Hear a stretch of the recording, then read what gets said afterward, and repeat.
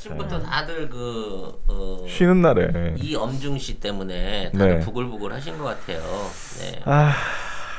이분이 최근 들어 집토끼는 잡을 생각 안 하고 자꾸 잡기 힘든 산토끼를 잡으러 돌아다니시려는 경향이 좀 있으신 것 같은데. 잠깐만요. 네. 이거는 송 작가님이 실수하시는 겁니다. 그분이 왜요? 생각하는 집토끼는 다른 집토끼일 수 있어요. 왜 본인 마음대로 단정 지으십니까? 그분의 집이 우리 집이 아니었구나. 그럴 수 있습니다. 그래서 지금 원래 오리지널 토끼 농장 그쪽을 지금 노리고 계시는 거구나. 원래 있던 자리. 안 돼. 아니 근데 이분이 얼마 안 남았잖아. 출마하실 거면 당 대표도 앞으로 뭐 한 5개월 정도 남으면 저기 해야 되지 않아요? 사퇴해야 되지 않아요? 모르겠습니다. 내가 알기로는 7개월짜리 당 대표였으니까 지금 한 5개월 남은 거거든.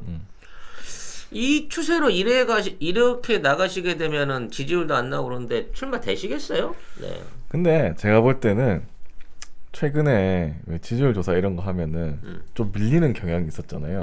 그래서 근데 밀리면 이분 정신 못 차리던데 약간? 근데 밀리는 순간 이분 약간 제가 볼 때 이성을 잃은 거야.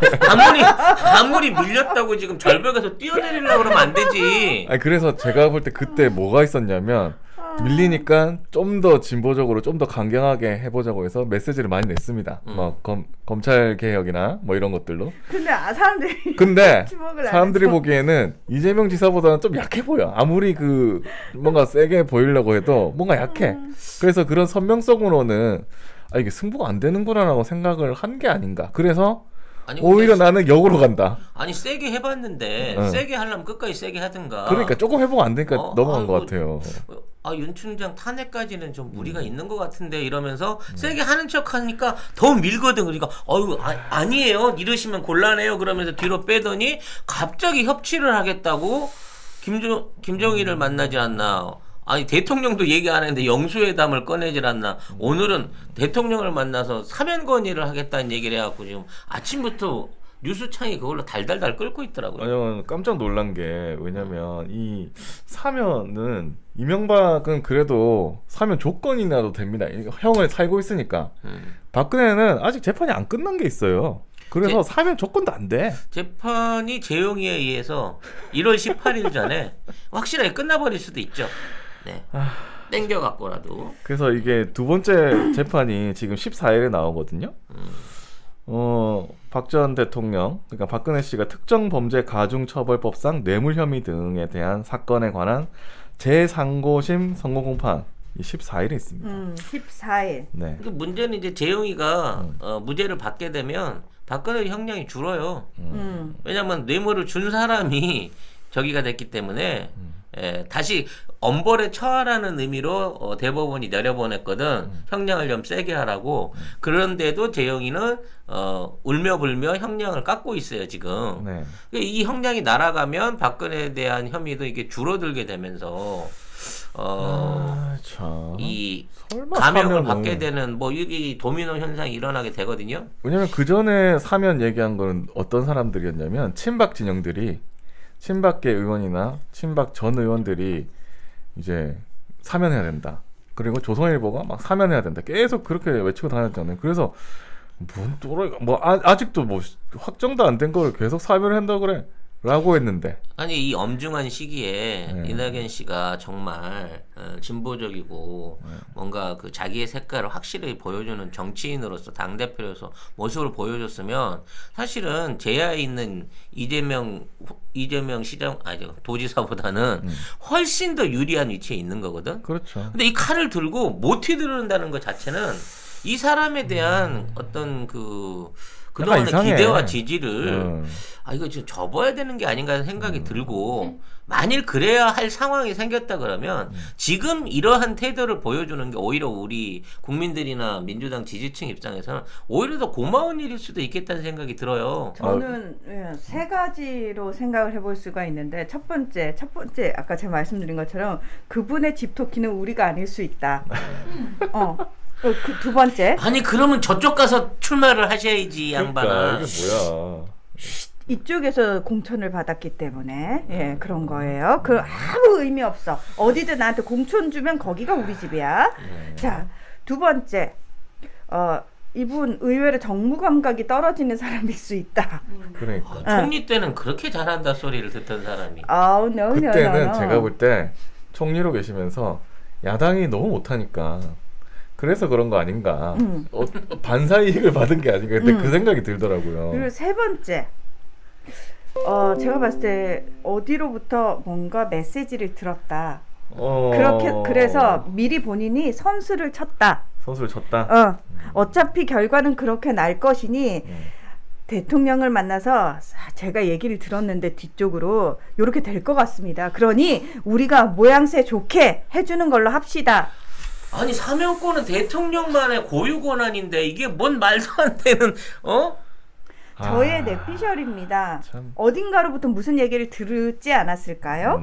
네. 그렇습니다. 그 어딘가가 어딘지는 저는 모르겠습니다. 아니면 이제 자기가 이제 당에서는 이렇게 뭐라고 해야 될까? 민주당 내에서는 이낙연을 지지하는 그룹들이 많은 걸로 알고 있잖아요. 반면에 이재명 지사는 당 내에서는 그렇게 막 이렇게 뭐라고 해야 되나요? 그 베이스가 별로 없다고 생각을 하고 있고, 근데 이 상황에서 이제 자기가 뭔가 이렇게 되면 내가 경선에 갈 것이고 경선에서 내가 1등을 할 것이고 그러면 나는 이 진보표만 필요한 게 아니라 보수 쪽 표도 필요하다. 그것까지 다 땡겨와서 내가 해보겠다라는 생각을 아니 그거는 후보나 되고 난 다음에 생각을 하셔야지. 이게 있잖아요. 생각을, 이게 미리 본인이 너무 앞을 내다보면서 머리를 많이 굴린 사람들의 패착이 지금 얘기한 이 PD의 요 경우에요. 예를 들어서 단계가 있는데 그러니까. 그 단계에서 생각할 수 있는 수가 있는데 뻥튀기 한 거죠. 거기까지 너무 혼자 앞서간 거지. 그러면 진짜 정무감각 없는 거다. 그렇죠. 아니 계단을 올라갈 사람이 윗돌을 빼서 밑을 괴버리면 그러니까. 올라갈 자리가 없어지는 건데 이렇게 생각이 없는 사람이었어? 네. 제가 이제 개인적으로 그 채무 관계가 있기 때문에 언제 한 번은 꼭 씹어줘야겠다는 생각을 갖고 있었습니다만. 네. 무슨 채무가 뭐가 있죠? 돈 빌리셨어요? 빌려주셨어요? 아니 돈 떼였어. 돈을 떼이셨어요? 송 작가님 돈이 어디 있다고 또 떼입니까? 아니, 인건비를 떼였다니까. 세상 많은 사람 중에 어떻게 이 사람 돈을 떼먹나? 그러게 세상에. 아이고. 근데 이게 너무 오래돼가지고 네. 20년도 넘은 거라 옛날에 그 지역구 그 곡성 쪽에 이렇게 이 후보로 나왔을 때 그 국회의원 후보로 나왔을 때 이분 지역구가 거기잖아요. 네. 전남 영광 장성 그쪽. 네, 그래서 그쪽에서 이제 그 선거운동 할 때 그때 뭐가 유행이냐면 그 전광판 차가 유행이었어요. 그 전광판 차들이 이제 그쪽 지역에는 없었거든. 그래서 그 전광판 차를 틀고 가면 그 안에 그 틀어주는 그 소스가 있어야 될 거 아니에요. 그렇죠. 그 소스를 만드는 일을 제가 그때 했거든요. 근데 이제 그 당시에 이제 선거 캠프 저기를 했는데 이제 비용 보존을 끝나고 주겠다 그러더라고. 네. 그래서 선거 비용이 저기가 있으니까. 그래서 이제 외상으로 그 홍보를 제가 하고 글을 써줬지. 만들어서 납품을 했는데 못 받았어요, 돈을. 헐. 그래서 직접 얘기를 했더니 자기들은 지급을 했는데 중간에서 누가 떼먹은 것 같다는 거야. 헐. 근데 중간에 있는 사람도 못 받았다 그랬거든. 그래서 결과적으로 그 당시에 일하고 인건비를 뗀 적이 있어서 굉장히 앙심을 품고 있었거든요. 네. 이 기회에 제가 폭로합니다. 네. 이야, 진짜. 그게 언제 일이에요? 몇 년도예요? 예?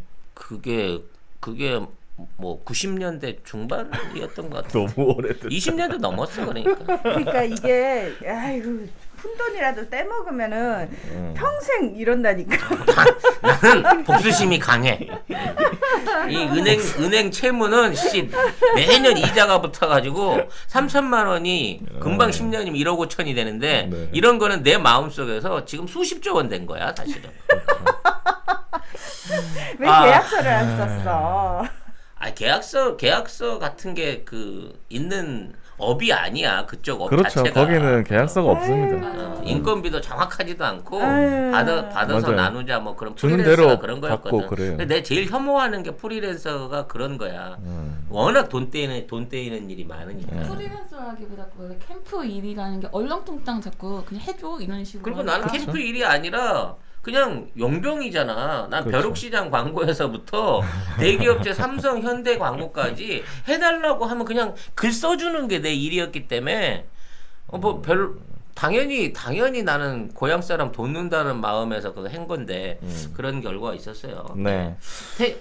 땡트 얘기하는데 사실 뭐 땡트 드릴 일이 없어요. 할 게 없습니다. 그쪽도 휴가거든. 네. 근데 이제 좀 특이한 게 뭐냐면 전화가 왔어요. 나 휴가 끝내고 먼저 간다 그러고 그러시더니 갑자기 오전에 비행기 타고 플로리다에서 복귀했더라고. 땡겨가지고. 워싱턴으로? 나도 깜짝 놀랐네. 송 작가님한테 전화 온 줄 알고. 아니 나한테 전화가 왔다니까. 그래서 내가 알았지.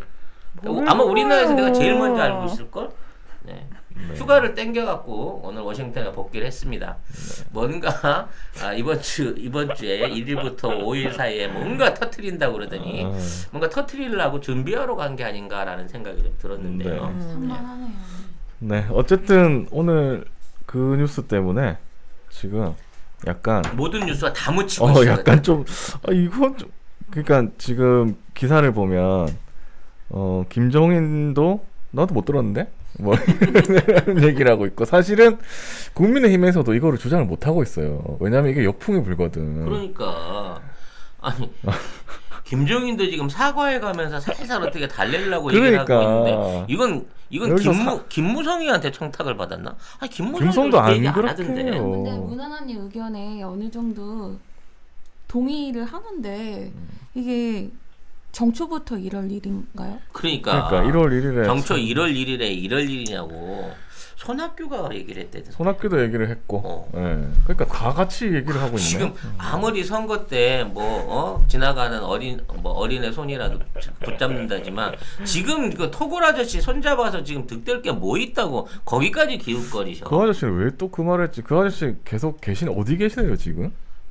나 어디 있는지도 모르겠어. 요즘은 추워서 땅 파기도 쉽지 잘 않을 텐데 모르겠어. 토굴에 있지는 않을 거야 지금. 그게 또 기사로 나온다는 것도 좀 웃기긴 한데 아무튼 저희도 이렇게 얘기하면서 좀 마음이 안 좋아요. 아니 이게 그러니까 참 민주당의 어떡해. 일개 의원도 아니고 아이, 당 참. 대표인데 지금 그렇지 않아도 저 검찰의 전행 때문에 부글부글 하고 있는 이 상황에서 그러니까. 어떻게 신년 첫 소식을 이따위 걸 던질 수가 있냐고. 아이 참.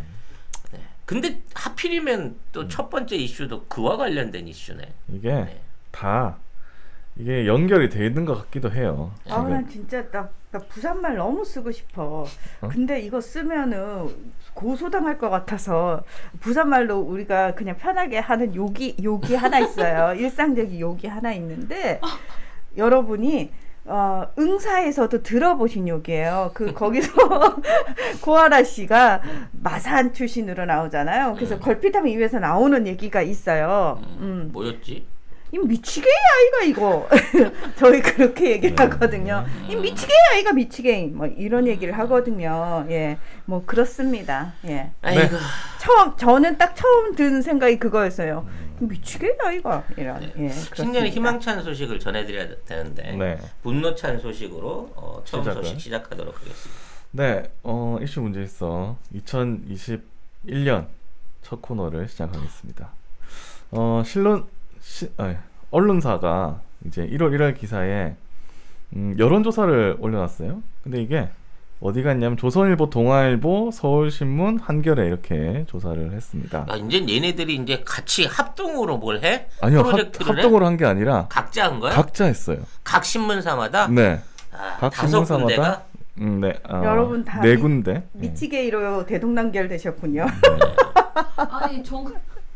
아니 정초 정초부터 욕을 하고 그러셔. 아이, 이 죄송합니다. 미치게 아니야 이 센터장 이 사람이 이거. 이거 조선족인데 이거? 연기력은 항상 부족한 것 같아. 네, 그래서 보면 그런데 제가 이 결과를 다 보니까 굉장히 의외였어요. 네. 한번 볼까요? 조선일보부터 볼까요? 제목이 세상 건조합니다. 건조하다는 말은 자기 뜻대로 안 나왔다는 것 같아요. 네. 쓰기 싫은데 써준다 네. 이거죠. 돈 써서 우리가 네. 조선했으니 쓰긴 쓴다. 네. 네. 이재명 18.2%, 이낙연 16.2%, 윤석열 15.1%.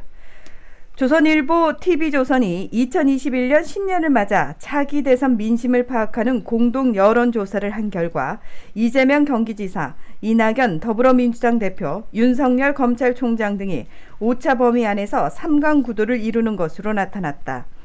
여야 잠재 대선 후보 12명 중 누가 다음 대통령이 되는 것이 좋다고 생각하는가라고 물어본 결과 이 지사 18.2%, 이 대표 16.2%, 윤 총장 15.1% 등이 선두 경쟁을 벌였다.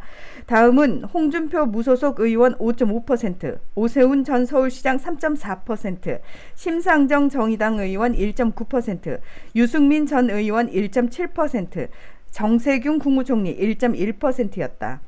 이어 원희룡 제주지사 0.9%, 박용진 더불어민주당 의원 0.3%, 임종석 전 청와대 비서실장 0.3%, 김종인 국민의힘 비상대책위원장 0.1%로 나타났다. 0점대는 왜 해주니? 오차 범위 아니라 그러면서? 한편 2022년 대선에서는 정권 교체를 위해 야당 후보가 당선되는 것이 좋다가 49.9%, 정권 유지를 위해 여당 후보가 당선되는 것이 좋다가 34.8%였다. 여기네. 이거 원했네. 그렇죠. 요걸 얘기하고 요걸 싶은데 원했구만. 요걸 원하지만 네. 근데 웃긴 게 뭔 줄 알아요? 말이 안 맞는데? 이재명하고 이낙연 1, 2위인데 네, 야당이 돼야 된다고 그러는 한 게- 게 더 많아? 50%야? 이게 뭔 여당 소리야? 야당을 뭐지 이거? 이 미국의 다운벨렛이 안 되니까 이 한국에서도 여론조사까지 이지랄이네. 근데 아니 봐봐봐 이지사하고 이낙연 대표는 어찌 됐거나 둘 다 한쪽 소속 사람이잖아. 민주당인데 그 두 사람 합치면 38%가 36%가 훨씬 넘는 음. 거 아니야. 35% 근데, 정도 되겠네요. 35% 정도 되는 거 아니야. 그러니까 이 둘이 동시에 출마할 수는 없으니까. 그렇죠. 그럴 수가 있나? 헐 지금 아니야. 아니 갑자기 아니야. 그러지 마요. 갑자기 그러지 마요. 둘 다 출마하는 설마. 경우가 생길 수가 있나? 안 돼요. 에이, 거기까지는 그러면 안 가져갑시다. 됩니다. 그러면 안 됩니다. 거기까지는 아니겠지. 그건 아니겠지. 그건 아닙니다. 아니겠지. 그렇게 되면 큰일 납니다. 어찌됐거나 우리 쪽 진영에 있는 두 사람이 다 이기고 있는 거 아니야. 그렇죠. 그러면 어떻게 되든지 간에 지금 여당 쪽이 훨씬 여당 쪽이 유리한데? 유리하다고 봐야 되는 건데 어떻게 국민들의 50%가 정권 교체를 바라고 있다. 이따 여론조사를 할 수가 있지? 이게 예전에 갑자기 생각이 난 게 지금 예전에 이명박에서 박근혜로 넘어갔잖아요. 그때 그 새누리당인가 어디 언론인가 이것도 정권 교체라고 한 사람이 있었어요. 어?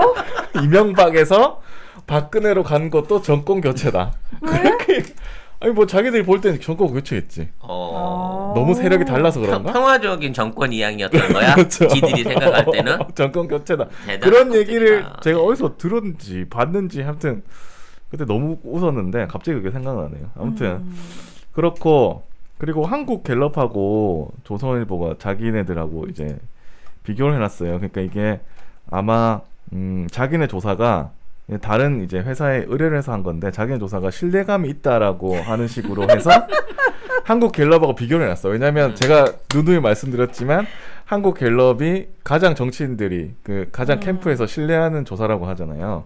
그렇게 생각하고 있고 정확하다 그렇게 생각하고 있으니까 그래서 보면 한국갤럽이 지난 12월 1일에서 3일 실시한 차기 대선 후보 조사에서는 이 지사 20%, 이 대표 16%, 윤 총장 13% 등이었다. 그러니까 이게 순서도 똑같다 이러면서 자기네 조사가 맞다 이렇게 얘기를 하고 있고 그리고 이 조사에서는 내년 3월 대선과 관련해서 내년 3월 그렇죠. 내년 3월이죠. 내년 이제 해가 내년이 바뀌었잖아. 되는 해가 그렇지, 바뀌었으니까.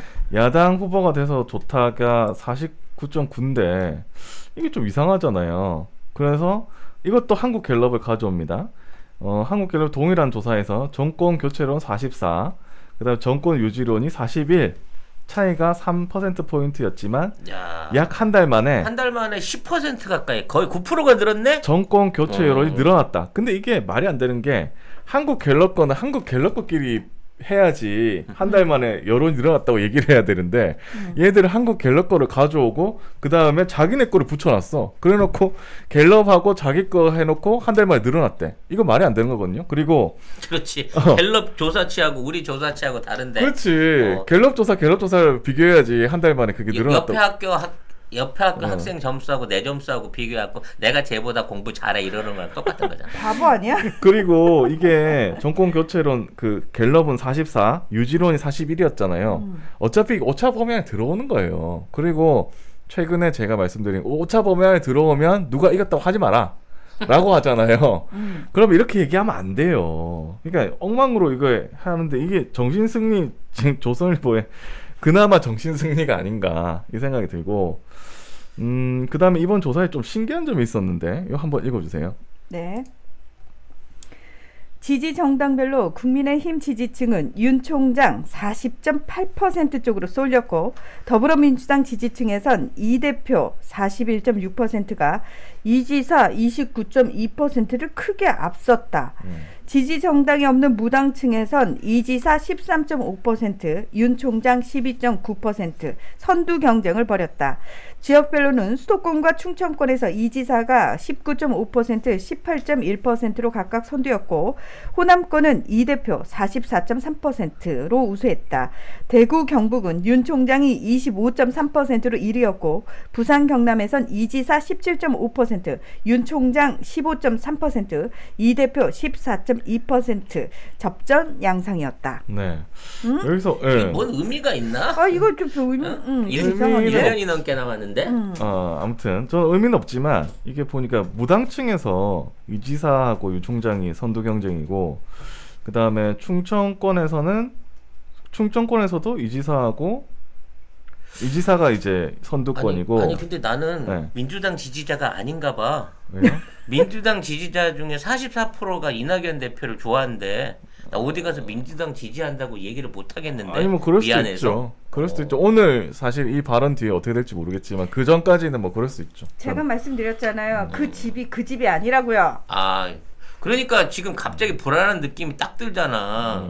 아무튼 아무래도 후보가 둘 여야 단독 대결이 아닐 수도 있겠다라는 불길한 생각이 그러면 들어요, 안 지금. 됩니다. 그리고 지금 부산 경남에서도 이 지사 윤 총장이 1, 2인데 동아일보 그래서 동아일보를 봤습니다.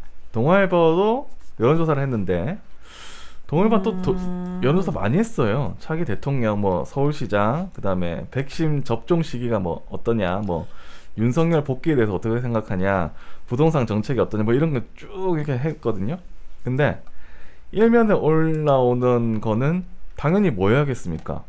대통령 지지율, 후보지, 후보 지지 차기 대선 지지율 아니겠습니까? 근데 동아일보 일면은 서울시장 여론조사가 일면에 나왔어요. 그럼 이건 조사 비용을 1등한 사람이 된 거지. 뭐래? 야 동아일보가 뭔 돈 있다고 이렇게 많은 조사를 일일이 다 하겠니? 동아일보 돈 많아요. 너보다요.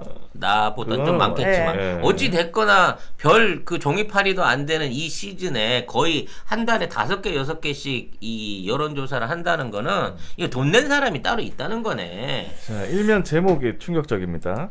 서울시장 선거 지지율 안철수 24.2%, 얘가 박영선 냈네. 17.5%, 나경원 14.5%. 네, 이렇게 붙여놨고요. 그 다음에 여기는 조금 흥미로운 게 가상대결을 붙여놨어요. 이거는 오면에 있었습니다.